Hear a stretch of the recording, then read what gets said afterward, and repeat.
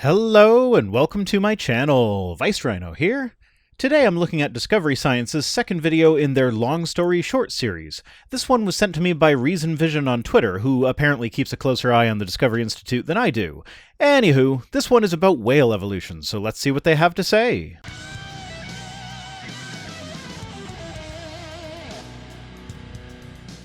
You wanna hear something silly? Bears can't parallel park. I don't know about that. Bears are pretty smart. I could see one being trained to parallel park, but that would take a lot of training. And I've seen a video of a wild bear climbing inside an SUV and then driving off. Пошел.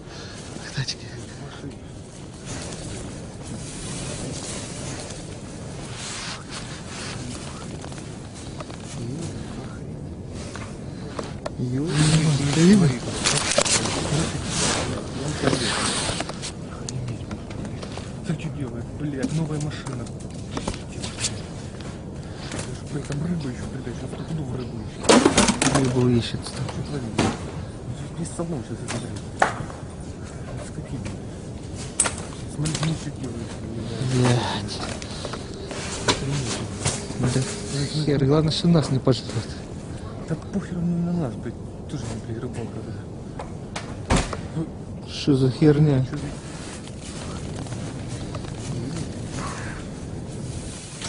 Слышь, что за херня, а?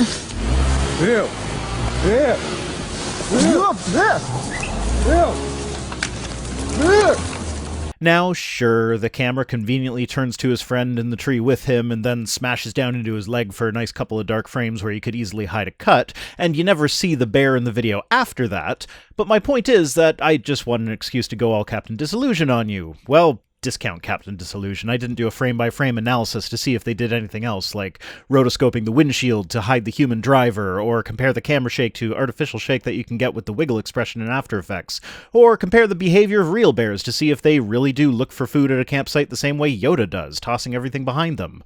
But you guys aren't here for a breakdown of fake attempted viral videos, you're here for evolution stuff, so back to the Discovery Institute we go. You wanna hear something even sillier?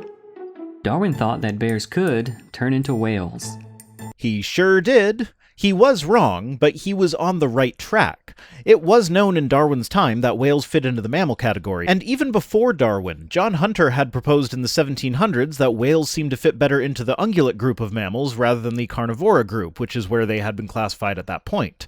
It wasn't a settled matter when Darwin wrote Origin of the Species, for sure, but my point here is that it was obvious to taxonomists that were contemporaries of Darwin that whales belonged in a category that was mostly dominated by land animals. And while Hunter did propose that they belonged in the ungulate category, that opinion did not become consensus until well after Darwin's time. So considering that scientists during Darwin's lifetime thought of whales as members of the order Carnivora, Darwin was making the logical deduction that if they were part of Carnivora, then if they also had their origin on land, they would have started out as something similar to a bear. That made perfect sense at the time. Back in the 1800s, when Darwin first published The Origin of Species, this is exactly what he said. Yes, let's actually read it instead of just flashing it on the screen faster than anyone would be able to read it, shall we? It says, in North America, the black bear was seen by Hearn swimming for hours with widely open mouth, thus catching, like a whale, insects in the water. Even in so extreme a case as this, if the supply of insects were constant, and if better adapted competitors did not already exist in the country, I can see no difficulty in a race of bears being rendered by natural selection more and more aquatic in their structure and habits, with larger and larger mouths till a creature was produced as monstrous as a whale. So this is a paragraph where Darwin is providing a thought experiment in order to explain how something like a whale could possibly evolve from a land animal. It's not even important for his point which animal he used. He could have easily gone with a hippo as an example in a similar thought experiment, and it would have been equally valid, as that paragraph is clearly not asserting that whales did evolve from bears, but rather providing a framework by which the transition from relatively small land creature to gargantuan sea creature could happen. And he was brutally mocked by scientists of his day for thinking something so ridiculous. He even retracted the idea from later editions of his book. Yes, that is true. He was embarrassed by the general poor reception of that particular paragraph by the public, and so it can only be found in the first edition. So Darwin was right, but had some of the details wrong, but became convinced that he was wrong, so he was wrong to think that he was wrong, he just wasn't completely right. Right? But here's the kicker. Scientists of today think essentially the same thing. Yeah, different order, ungulata instead of carnivora, but same general idea. Stupid Darwin thinks bears could have turned into whales. How ridiculous. Everyone knows these wolf, pig, weasel, hippo things or it turned into whales.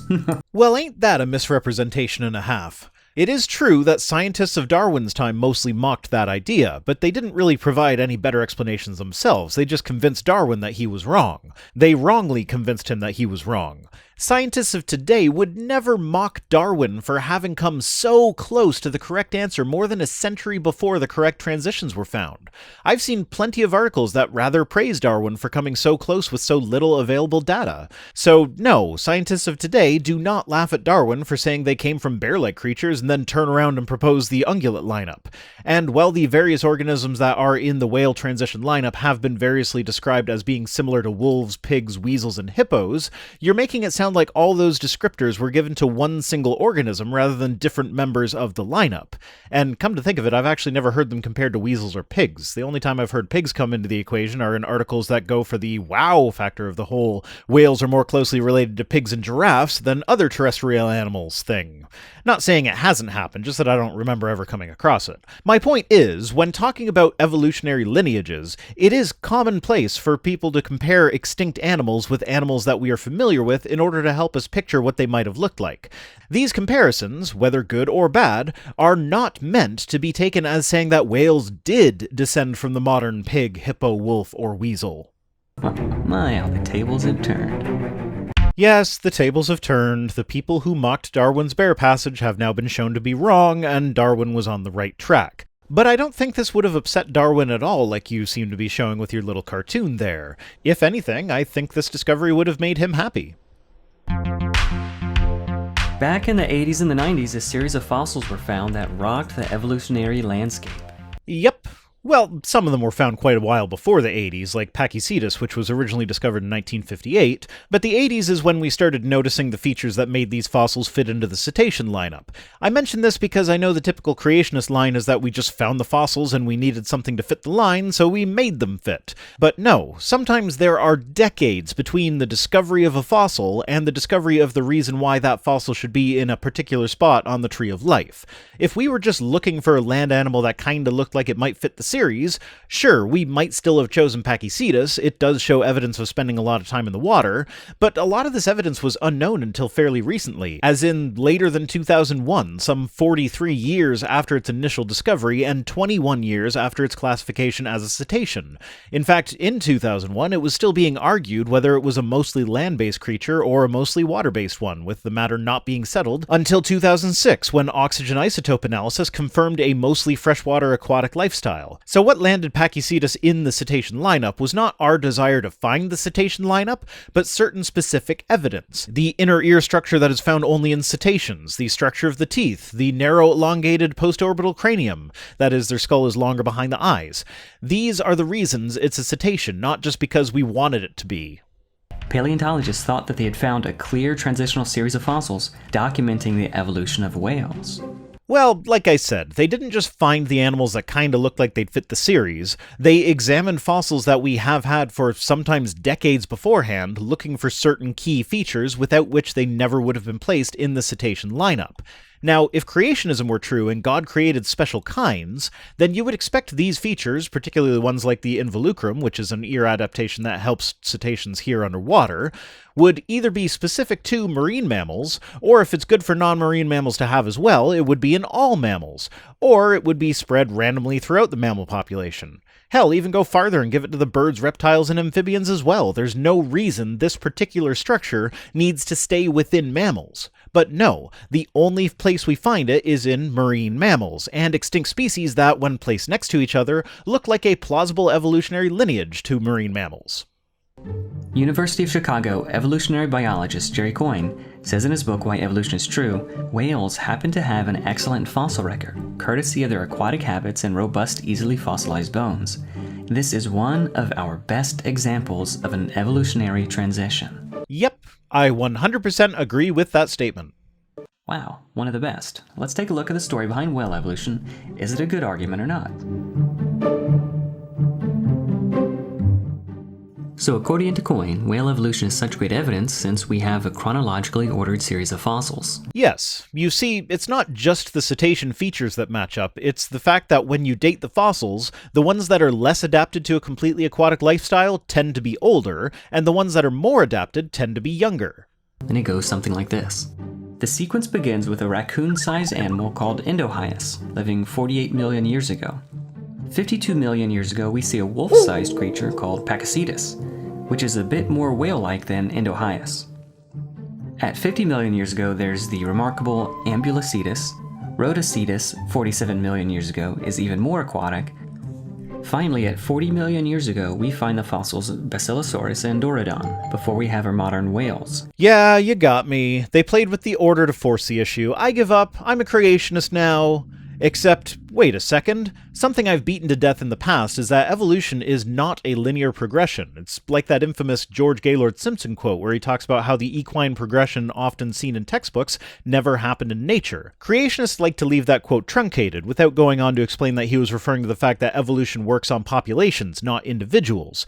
Because of this fact, there are bound to be populations that are more basal than closely related populations that lived at the same time or close to the more basal ones. Basal just basically refers to something that's more similar to the common ancestor than another group that you're comparing them with. Because evolution doesn't have a required rate of change, there are all kinds of examples of organisms that are alive and appear to be more primitive than their closely related cousins. Whenever we're talking about fossil series like this, it's useful to keep in mind that we don't actually know, and probably never will know, whether any of the species in the series is actually the ancestor of the modern species. The idea is that there would have been other similar species living at the same time, but since the majority of all life to exist won't leave a trace in the fossil record, we likely will never find them.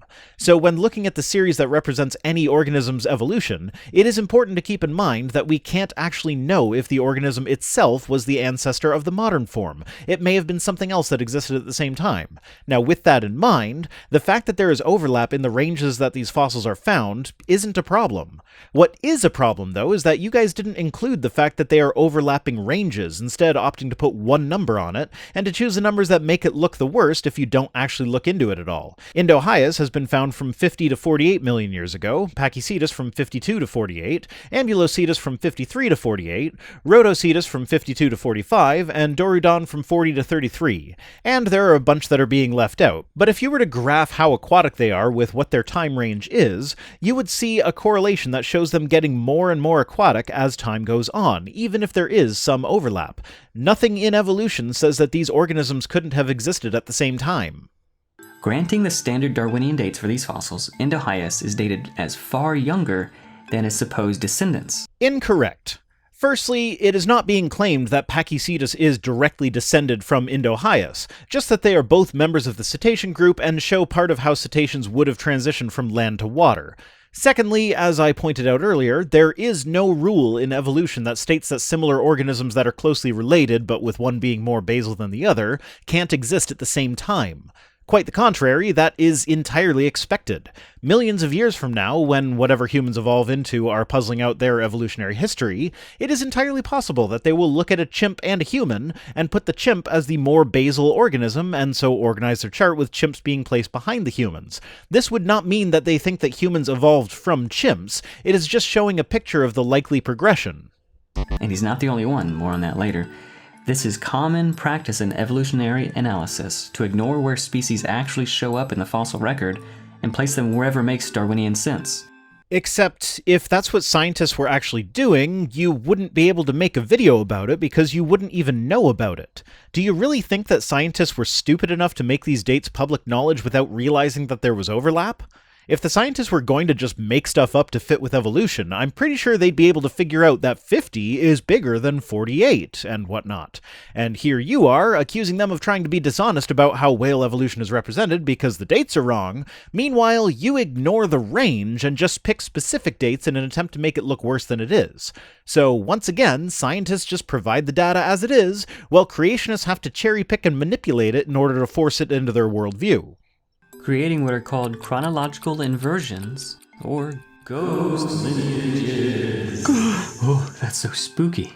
So, I am familiar with the term ghost lineage. It just refers to an organism whose fossil history is missing. I'm not sure how that's relevant here, but since that is a legitimate scientific term, I assumed that chronological inversion would be as well, so I searched for it. The first thing that came up was a paper on the hybrid Monte Carlo, which is a statistical algorithm, and the paper has something to do with high-energy physics, and it's way over my head, but I don't think that's relevant here. I thought it would be something about, say, inversion deformation in geology, which isn't usually an actual inversion, but it's rather just when older rock is uplifted through tectonic activity. The second result for chronological inversion, though, was an article on evolutionnews.com, a notorious creationist website that makes Answers in Genesis look downright scholarly by comparison. And the article was a write-up about this very video. So forgive me for not having confidence in the reliability of a scientific term that it looks like you just made up out of whole cloth. The fossil record often reveals fossils out of the order that they're supposed to be in. Citations or GTFOH? Water. Hashtag GTFOH. Get the fuck out of here. This is commonly claimed, but I've never seen a creationist actually provide an example of an organism found in a layer that is outside of its known range, unless you're referring to the subgroup of ghost lineages known as Lazarus taxa, which are instances of an organism disappearing from the fossil record and then reappearing at a later date.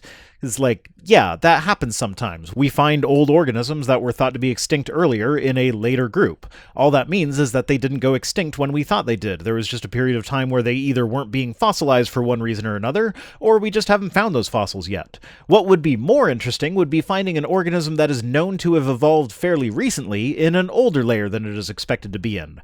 For instance, if you were to find a mammal in the Cambrian, that would make your point quite well. To make an analogy, if a person is born on August 4th in 1992, and they are thought to have died in 2010, if you see them in 2020, you may be surprised that they are alive, but it is conceivable that their 2010 death could have been a mistake. However, if you see a picture of them as an adult in 1936, you know that it can't be possible, because even if they lied about their birthday, there is no way a 104-year-old could possibly pass for a 28-year-old. Well, me and my fourth form chums think it would be quite corking if you'd sign over your oil well to the local energy concern. Mr. Burns, it was naive of you to think I would mistake this town's most prominent 104-year-old man for one of my elementary school students. Similarly, it is entirely plausible that a species could leave a gap in their fossil record.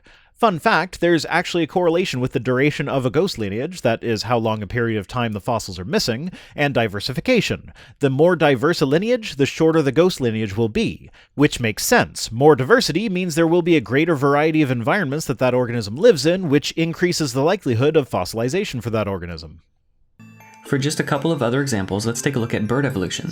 It's supposed to go theropod dinosaurs evolving into birds, with the fossil Archaeopteryx being evidence of this as an intermediate fossil. Let me guess. You're going to explain that theropods existed at the same time as Archaeopteryx, since Archaeopteryx did indeed exist at the same time as other species of theropod. For the record, I have not watched ahead, so as of this writing, I don't actually know for sure what he's going to do with this. I hope that's not where he goes, because that is an incredibly weak argument. Please surprise me. But the problem is he appears long before the dinosaurs he was supposed to have descended from. Oh, okay. That was a surprise. Especially since theropods first appeared in the late Triassic about 230 million years ago, and Archaeopteryx appears in the late Jurassic some 150 million years ago, meaning that the order Theropoda had been around for about 80 million years before Archaeopteryx evolved. I mean, certainly there were non-avian theropods that lived after Archaeopteryx, but I fail to see how that is a problem for evolution. It is also worth mentioning again that you are presenting Archaeopteryx as though it is believed to be a direct ancestor to modern birds. It certainly has a common ancestor with the ancestor of modern birds, but it itself is probably not the common ancestor of modern birds. Evolution also got a big stick in its spokes with this guy, Tiktaalik. Okay, let's have another go at guessing the path of the argument. Tiktaalik was thought to be the first tetrapod to emerge from the oceans, but then we found tetrapod footprints that predate Tiktaalik, so it can't be the first one. A fish-like creature that was for years crowned as the smoking gun transitional fossil of fish starting to go from the sea to the land. Brilliant evidence, just what they expected. Until in 2010, fossil footprints of true tetrapods were found in Poland, long before they were supposed to have evolved. Bingo! Nailed it! Yes, we found tetrapod footprints in Poland that place the development of terrestrial tetrapods about 18 million years earlier than previously thought. And do you know what? All of the write-ups on this subject involve scientists saying that if this find holds up to scrutiny, which to the best of my knowledge it has, that means we need to reevaluate the timeline of tetrapod evolution. In other words, when scientists get new information that goes against their previously held beliefs, they re-examine those beliefs. They don't try to twist the new data to fit their previously held beliefs. Is this supposed to be a bad thing? And all of a sudden Tiktaalik was dethroned as a transitional fossil because, again, the dates are all out of order. Well, not quite. Tiktaalik is still a good visualization of what the transition probably looked like. Remember, we're talking about an organism that lived 375 million years ago. An 18 million year difference is a nearly negligible blip on the radar at these scales. Just because Tiktaalik wasn't the first one out of water doesn't mean it wasn't a transitional fossil.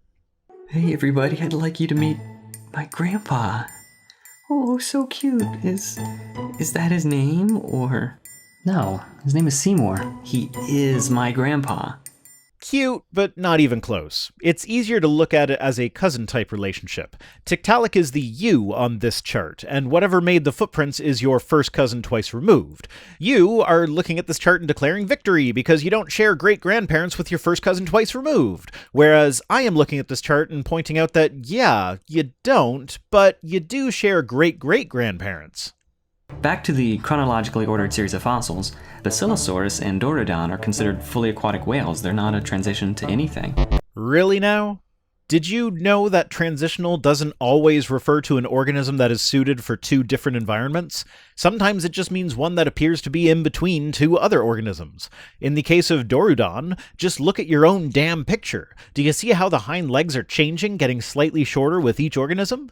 Do you see how they are tiny little things in Dorudon? They're stubby little things that are just long enough to stick out from its body, but short enough to be pretty much useless as legs. And yet, legs they are. Modern whales have leg-like structures below their pelvises in the exact same location, but they don't even project outside the body. So Dorudon is an example of the transition from hind legs that were at least somewhat useful for locomotion to just being an internal bone structure. Just because it was fully aquatic does not mean it is not a transition. Okay, maybe they're just trying to pad their numbers a little bit. Big deal.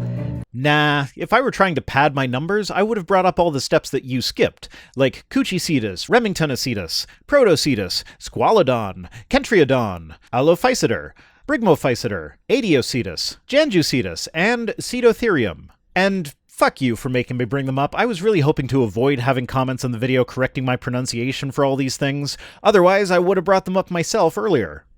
Surely the rest of the fossils are intermediate and transitional, right? Technically speaking, every organism is a transitional organism, so yes, they all are. But here we are specifically looking at the transition from a terrestrial ungulate to a marine ungulate, so we are mostly looking at the changes that represent that progression.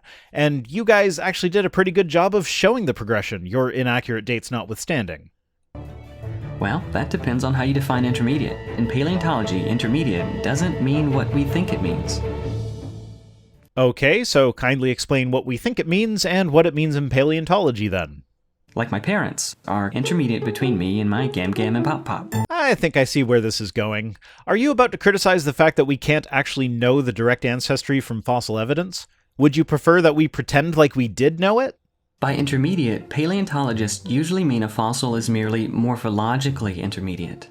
Wow, you're actually pretty much right there. Because with any given fossil, we can't know whether that species actually did survive and develop into a species that we know today, or whether that one died out and it was a similar species that we have no record of that is the actual ancestor of the modern species. Given the fact that we know the fossil record is incomplete and that fossilization is a rare occurrence, it is safer to assume that none of the fossils are actually the direct ancestor of any species alive today than to assume the opposite, and so we don't assume that they are directly linked. You can see this in the evolutionary trees that we construct based on fossils. You don't see any of them directly connected, you see them connected through a point on the chart, and that point represents a common ancestor. Now, it is certainly possible that some of them are, in fact, direct descendants of an earlier form that we do have, but it's not likely, and so we don't pretend that it is. So when we find a series of fossils that show a generalized chronological trend, we like to stack them up in the order which their particular traits most likely developed, but it by no means has to be entirely free of overlap. In other words, if a fossil has features of a supposed ancestor and descendant, then it is classified as an intermediate or transitional fossil. Basically, yes, but it is a bit more in-depth than that. And also, the traits that you're using to divide between birds and other theropods are a bit off. Like, sure, no birds have teeth, except when we mess with the teeth-making gene that birds still have, but it is likely that feathers evolved before theropods did, meaning that all theropods would have had feathers. Now, Archaeopteryx certainly had feathers that were more well-developed for flight than other theropods, but all theropods had feathers. The specific differences, though, are that Archaeopteryx had reptilian features in its teeth, a flat breastbone, a long bony tail, belly ribs, and 3 claws on its forearm, but it had avian features like the structure of its wings, the wishbone, reduced fingers, and of course flight feathers. So it's not quite a bird, and it's not quite a reptile. It's kinda in the middle. Transitional, one might be tempted to call it. But with that definition, I would be a morphological intermediate between this jockey and this professional basketball player. But that doesn't say anything about lineage, whether I'm an ancestor or descendant of either one. And it wouldn't have to. Now, if we were trying to use these 3 people as an example that people are, say, trending towards getting taller, we would need to ideally find several specimens of each height in separate but potentially slightly overlapping time frames. So the older specimens are usually shorter than the newer ones, with the middle-sized ones in the middle. But there is variation within species. Why, just today, you can find a fully grown adult human that stands just over 50 centimeters tall, or just over 20 inches, and a fully grown adult human who is around 2.7 meters tall, or just under 9 feet. That is quite the span, but most humans exist in the middle of the bell curve, and such is the case with most organisms. There will be extremes on either end, with the majority of the population existing in the middle. If you only have one specimen, you might have one of the extremes and no way of verifying whether or not you do. But the more specimens you find, the less likely it will be that all of them are outliers. So if you have several older specimens that are all relatively the same height, you can be fairly confident that the height you measure for them was a normal height for their species. And if there's a trend over time to an increase in height, you would actually expect there to be some overlap in the fossil finds between the different height categories. And all of this can be deduced without ever appealing to direct ancestry. We could be completely unrelated, or even chronologically out of order, that wouldn't matter. That depends on the timescales that we're talking about here, because we would expect there to be some overlap, but we would not expect the intermediate to completely predate the 2 ends that we are comparing. If it's a relatively short time span, so for instance if we're looking at the fact that the average human height has increased by about 10 centimeters in the last 150 years, that is such a short span of time that we would expect that we'd be able to find 150-year-old remains of people that would still be considered tall by today's standards, and we would expect that we would find people alive today that would still have been considered short by the standards of 150 years ago. If you were to examine George Washington's remains and find that he was over 6 feet tall, which is considered moderately tall by today's standards, would you then conclude that people can't have gotten taller on average over the last 150 years because you found the remains of a guy who was tall from more than 200 years ago? Clearly, tall people predate the supposed increase in our average height, therefore there was no increase. That's just plain silly. The very thing they're trying to prove, the ancestral relationship, or how they came about, is pure assumption. It's not even assumption. Nor is it what anyone is trying to prove. Common ancestry is the name of the game, not direct ancestry. This is how they can say there's tons of intermediate fossils and be technically correct, while at the same time skeptics can say, yeah, there aren't really any intermediate fossils, and also be correct. Nah. The guys saying there are intermediate fossils are the ones who are correct, technically or otherwise. The guys saying there aren't are the ones who are demonstrably incorrect. Okay, this one's getting a little bit long, so let's lightning round the last bit. Is there even enough time for the transition from land to water to hypothetically take place? It happened in about 5 to 10 million years, which is remarkably fast for such a large transition, yes, but that is still a really long time, and we've seen relatively big evolutionary change take place in short periods of time, so we know it's doable. Scientists at Cornell University calculated how long it would take for different organisms to evolve 2 simple, beneficial mutations. That study was about how long it took for the mutations to become fixed in a population, not just happen. Since there was overlap with the different proto-whales, multiple mutations in multiple lineages would have been happening simultaneously. Also, I like the last sentence of the abstract where they point out that they expose the flaws of Behe's mathematical argument against evolution. So is the whale transitional fossil series any good? Yes, just because we don't understand every aspect of it does not mean that we need to throw it out. And that's where I'll leave it for today. Today's comment of the day comes to us from Edward Horton, who commented on my interview with Dr. Joshua Bowen that if his book on Old Testament slavery doesn't contain a single page that reads, yes, then I no longer give any fucks what he has to say. A quick bit of research shows that he at least recognizes slavery is in fact endorsed by the Bible, but there also seems to be a lot of excuse-making involved for why it's okay when God says it's okay to beat people, property, to within an inch of their lives. This is me no longer giving any fucks about what that grinning psychopath has to say. Well, Edward, I'm not sure if you researched quite deep enough to figure out Josh's actual position on the matter. You see, he not only wrote an entire book on the subject, they also have a playlist on Digital Hammurabi with 11 videos on it addressing the matter. And his answer is, indeed, yes, there were different types of slavery endorsed in the Old Testament. But instead of just giving a plain yes and leaving it at that, he also explains exactly what is meant by slavery, where the divisions are between the types of slaves, the rules surrounding slave ownership, and stuff like that. He isn't apologizing for it, the dude's an atheist after all, but he is presenting it as an historical lesson, not a, ha! Bible endorses slavery, you silly Christians, you've been pwned! So for you to assume that he's defending the practice as moral is just, well, ignorant, silly, ridiculous, uninformed? It makes you look bad is what I'm getting at.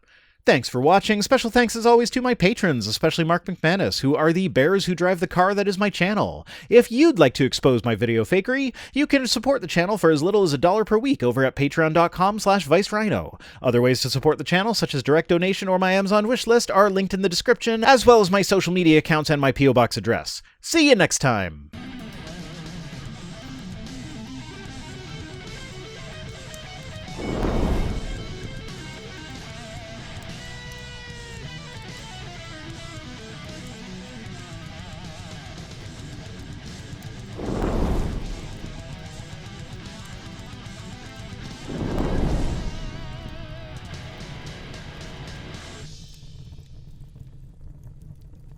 Like Cuchicitus, Remingtonacetus, Protocetus, Squalodon, Kentriodon, Allophyseter, Brigmophyseter, Adiocetus, Janjucetus, and Cedotherium. And fuck you.